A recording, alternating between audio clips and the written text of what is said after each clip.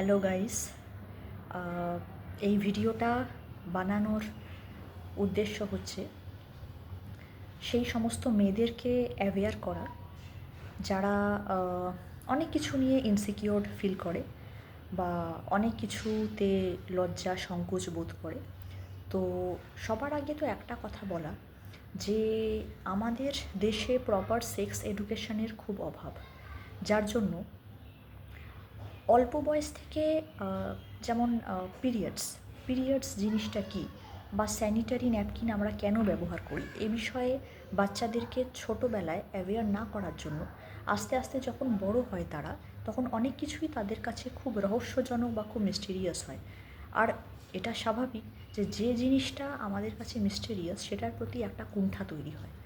তো সেজন্য ছোট থেকেই মেয়েদেরকে এবং মেয়েদের সাথে সাথে ছেলেদেরকে এটা নিয়ে অ্যাওয়্যার করাটা খুব দরকার যে it's a very normal thing.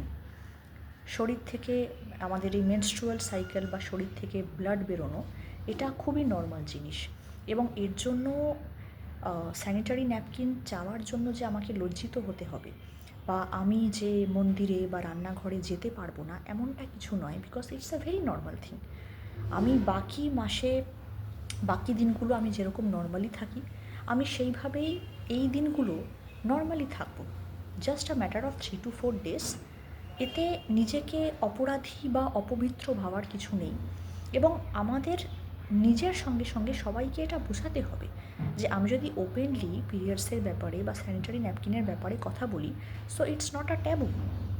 যারা এটাকে মনে করে যে এটার ব্যাপারে ওপেনলি বা পাবলিক ফোরামে ডিসকাস করাটা উচিত নয়, তারা মানে তাদের সবার আগে আমি বলবো নিজের মাইন্ড সেট আপটাকে ঠিক করাটা উচিত।